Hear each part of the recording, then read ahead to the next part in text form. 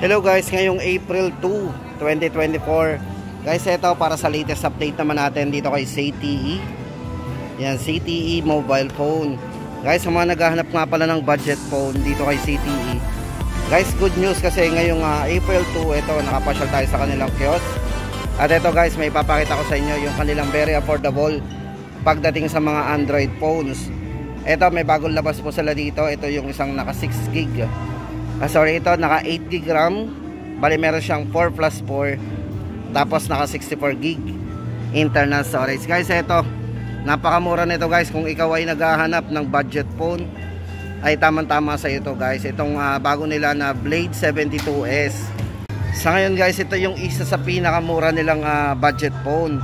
Guys, so yun guys, ito check po natin yung kanyang specs. So ito yung mga highlights po nito. Guys, ito bali ito yung naka triple camera na din. Then sa charging naka 22.5 watts fast charging na din with 5,000 mAh battery. Guys, ito kung naghahanap po tayo ng ng budget po, na swak po sa atin to kasi ito 3,199 lang. Yan, ulitin po natin, Blade 72S 64 gig. At hindi lang yun guys, ito meron din silang bagong release. Kung gusto naman natin ng may malaking internal storage, guys, ito tamang-tama to. Kasi ito naka 8 gig RAM, 128 na. Ito po yung kanilang bago din, Blade 54. Guys, ito price nito is 3,999. Ito po, check natin yung kanyang mga highlights. Ito ay bali naka 6.6 high definition display po ang size ng screen nito. Kung camera naman guys, meron siyang dual camera, naka 13 megapixel na. At for security, naka side mounted fingerprint din. Yan guys, 5,000 mAh battery, pang all day battery natin. Guys, ito yung latest po ni ZTE, Blade 54 128 gig, 3,999. Then guys, ito good news. Ito sa mga naghahanap nga pala ng sale dito kay ZTE guys, ito yung kanilang B40 design. Ito guys, dating 5,999. Ngayon po ay ano na lang to naka less 1,000, magiging 4,999 na lang po to. Ito guys, para po sa specs and parameters, bali ito yung naka 6.6 full high definition display na, naka 50 megapixel para sa kanyang triple camera, at 22.5 watts fast charging na din, napakabilis. At may mataas pong internal storage, 128 na po to. And guys, para sa latest update natin dito, B40 design, 4,999. At hindi lang yun guys, ito kasama rin po sa markdown price to. Ito dating 6,499. Ito pong si Blade B40S. Yan, 6,499 before, ngayon po ay 5,799. So naka-discount din po tayo dito ng malaki. Ito guys, bali dito naka 50 megapixel AI triple camera din. Size ng screen naka 6.67 full high definition AMOLED display. So napakabibid na po ng display nito sa halagang 5,799. At fast charging na din, naka 22.5 watts fast charging na din. Para po sa version ng Android, ito po ay Android 12 yan. At syempre guys, ito meron na rin siyang NFC ito, naka NFC na rin to. Ayan guys, para sa latest update natin dito, kung naghahanap ka ng naka-on sale, tandaan po natin yan, ZTE Blade B40S, 5,799. Tapos guys, ito, puntahan naman natin yung mga iba pang models. Yan, isasama natin yung apat na yan.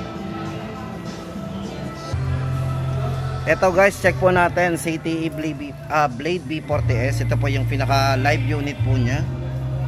Ayan. Then guys, check po natin yung kanyang camera para may idea tayo kung gaano kalinaw. Super linaw din.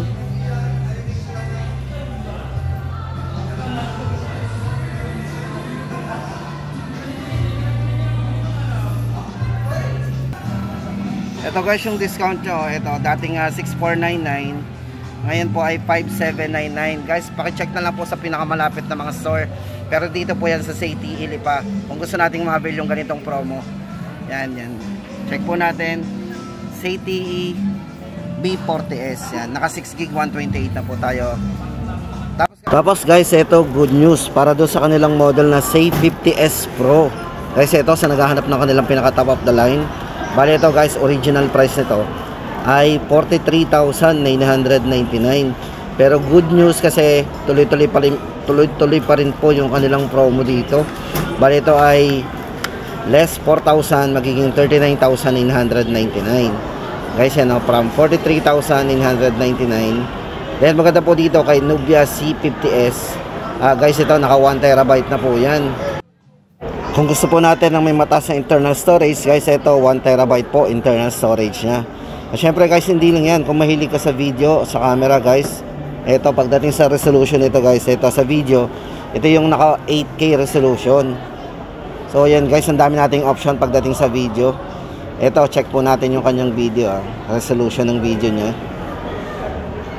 Dito guys kasi kaya ZTE 50s Pro, bali meron ditong combination ng 8K resolution, then meron din siyang 4K. Tapos yung 4K nya pwede sa 60 frame per second, yun 4K na naka 60 frame. Pero syempre kung gamitin natin yung pinakamataas na resolution na 8K, so 30 frame per second naman yun. Ayan guys, ito sa mga naghahanap ng Nubia C50s Pro, ayan, 39,999. Then guys, ito next naman natin papakita sa inyo. Ito naman maganda dito, affordable pa rin to. Ito si ZTE Blade 50. Bali ang price nito guys ay 6,999. Very affordable pa rin. Kung gusto natin na may malaking internal storage, tama-tama sa inyo to kasi ito ay naka 256 gig na. Then kung camera guys, meron siyang 50 megapixel para sa kanyang main camera at 8MP para sa front camera. So guys, check natin yung kanyang camera. Tingnan natin kung gaano kalinaw. So yun yung 8MP. Then sa kanyang main camera, ito naman po yung 50 megapixel. Ayan guys, sa mga naghahanap po ng malaking internal storage na affordable yan, ito po yung kanilang ZTE Blade 50. 6,999. Bali guys, ito nga pala ay naka 256 gig internal storage at merong 18 gig of RAM. Ganun kataas yung RAM nya, yung extended RAM. At ito naman guys ang update natin para dito kay ZTE Nubia Neo 5G. Guys, sa mga naghahanap dyan ng 5G, ito kay Nubia Neo, ito bali guys, ito ay naka 256 gig internal storage na din. Tapos meron siyang 18 gig maximum of RAM. Guys, ito maganda dito guys kay Nubia Neo 5G. Yung design po nito guys sa likod, napaka futuristic.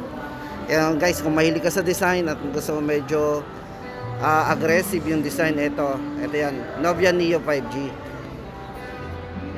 Tapos guys, hindi na rin pahuhuli pagdating sa camera. Kasi meron na siyang 50 megapixel pagdating sa kanyang main camera. So yan, tama-tama guys yan sa naghahanap ng may malaking internal storage at merong malinaw na camera. So yan guys, 9,999.